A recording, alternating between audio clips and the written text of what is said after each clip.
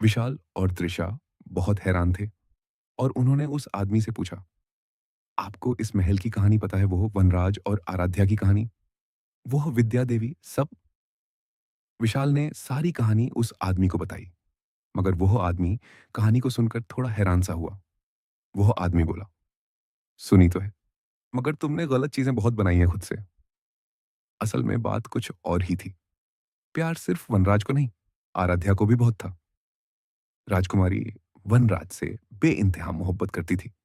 वनराज दिल का बहुत ही साफ और अच्छा लड़का था। उसके माँ बाप नहीं थे और उसकी मुस्कान बहुत ही मनमोहक थी। राजकुमारी, जिनको कभी किसी में कोई दिलचस्पी नहीं थी, उनका दिल वनराज के स्वभाव ने मोह लिया था। दोनों का प्यार गहरा और खूबसूरत था, मगर विद्या देवी ने उनको एक ना होने दिया। दोनों ने भागने की तैयारी भी की थी, मगर उनका होने वाला बच्चा उनकी कहानी का सबसे बड़ा अंत बन गया। विद्या देवी को किसी तरह से पता लग गया कि आराध्या की कोख में वनराज का बच्चा पल रहा था। विद्या देवी ने अपनी बेटी को रात के अंधेरे में उसके कमरे में मार दिया। वनराज को जब महल आकर यह सब देखने को मिला, तो वो बहुत रोया और चिल्लाया, मगर अपनी जान के लिए नहीं, बल्कि अपने प्यार के लिए।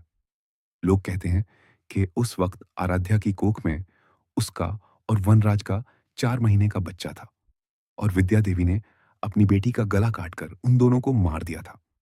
जब वनराज ने अपनी आराध्या को मरा पाया, तो वो आराध्या को अपने गले से लगाकर बहुत ज्यादा रोया और चिल्लाया।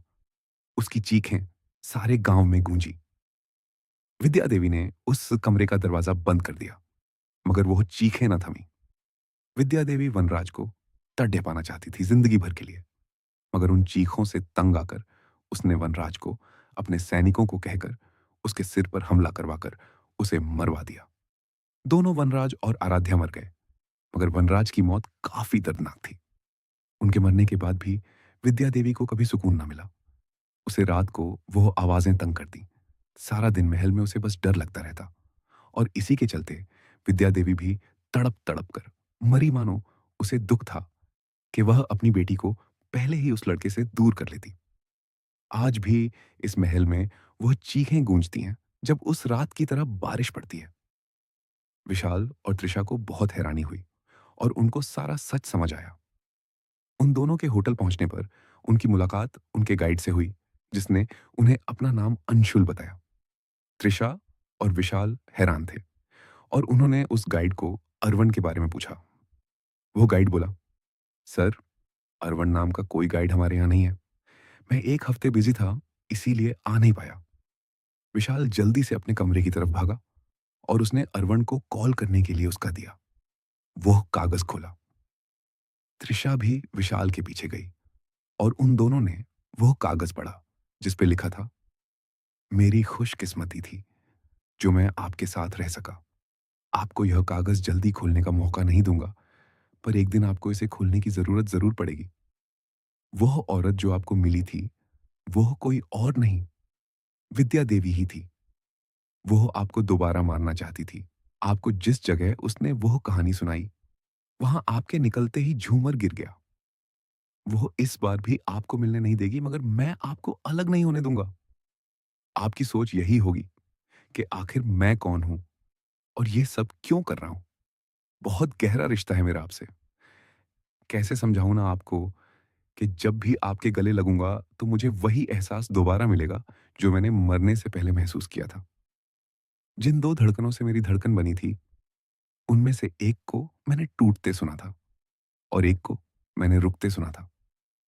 जब आपने अपनी आराध्या को कसकर गले लगाया था, तो मैंने आपकी धड़कन को महसूस किया था, जिसकी आवाज में ना जाने कितना दर्द था।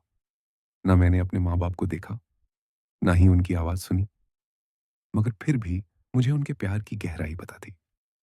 बहुत शौक था मुझे कि मैं एक बार काश अपने माता पिता से मिल पाता, और मेरा वो शौक अब पूरा होगा। आपसे ना मिलकर भी मुझे हमेशा आपसे ही प्यार था, और मैं हर पल अपने आप को आप दोनों के अलग होने की वजह मानता रहा। मेरे माता पिता की शक्ल मेरे ही शक्ल का मेल होगी, वो भी मेरे जैसे ही होंगे, और आप सच में आप दोनों वैसे ही थे। मेरा मकसद आपको एक करना था। मुझसे कोई भी गलती हो तो मुझे माफ कर देना।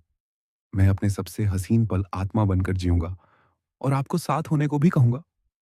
मुझे नहीं पता मेरा अगला जन्म कहाँ होगा, मगर अब मेरा इंतज़ार खत्म हो जाएगा और मैं भगवान से आपकी सेवा का दूसरा मौका ही माँगूँगा। माँ और पिताजी, आराध्या और वनराज का बेटा अरवण। विशाल और तृषा को बहुत रोना आया और उनको अरवण का उनके प्रति लगाव समझ आया। वो अरवण का उनकी बात सुनना, उनके साथ हँसना और उस रात उनको कमरे में बंद करके उनको बचाना। अरवण उस रात विद्या देवी की आत्मा से लड़ा और वही चीखें विशाल और तृषा ने सुनी। उनकी सारी तस्वीरों में अरवण नहीं आया। कभी किसी इंसान की मौजूदगी में उसने विशाल और तृषा से बात नहीं की। वह सब एक मकसद था।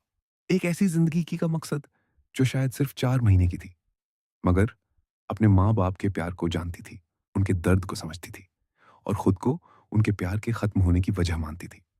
विशाल और तृषा को उनके अरवण से और भी लगाव हो गया और वह उसका प्यार समझ गए।